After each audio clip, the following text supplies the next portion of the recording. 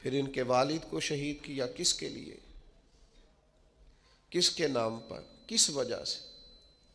پھر ان کے بھائی کو شہید کیا، پھر جناب عمار ابن یاسر وہ سخت صدمے میں تھے، پھر ان کو مار رہے تھے، پھر ان کو مجبور کیا کلمات کفر کہنے کے لیے، ان کے منہ سے نکل گئے، انہوں نے ایسے کلمات کہہ دیے جو معاذ اللہ کفریہ تھے، اب اتنا زد و کوف ہوا، تکلیف دی، بول دیا انہوں نے، لوگ دوڑے گئے نبی کریم کی بارگاہ میں، عمار تو معاذ اللہ کافر ہو گئے، بات بتانے والے نے تو بات بتا دی،